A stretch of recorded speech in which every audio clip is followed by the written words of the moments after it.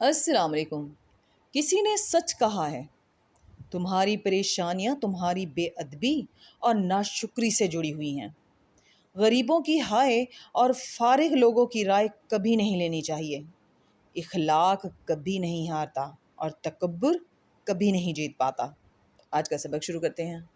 پناہ مانگتی ہوں اللہ کی شیطان مردود سے۔ شروع اللہ کا نام لے کر جو بڑا مہربان نہایت رحم والا ہے۔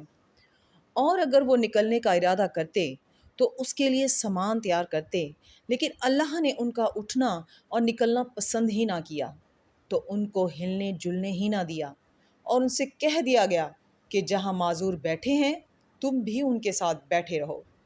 اگر وہ تم میں شامل ہو کر نکل بھی کھڑے ہوتے تو تمہارے حق میں شرارت کرتے اور تم میں فساد ڈلوانے کی غرض سے دوڑے دوڑے پھرتے، اور تم میں ان کے جاسوس بھی ہیں، اور اللہ ظالموں کو خوب جانتا ہے۔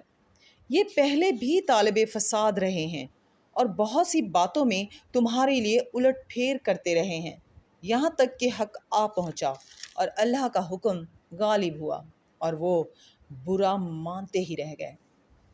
اور ان میں کوئی ایسا بھی ہے جو کہتا ہے کہ مجھے تو اجازت ہی دیجیے اور آفت میں نہ ڈالیے، دیکھو یہ آفت میں پڑ گئے ہیں اور دوزخ سب کافروں کو گھیرے ہوئے ہے۔ اے پیغمبر، اگر تم کو آسائش حاصل ہوتی ہے تو ان کو بری لگتی ہے، اور اگر کوئی مشکل پڑتی ہے تو کہتے ہیں کہ ہم نے اپنا کام پہلے ہی درست کر لیا تھا، اور خوشیاں مناتے لوٹ جاتے ہیں۔ صدق اللہ العظیم۔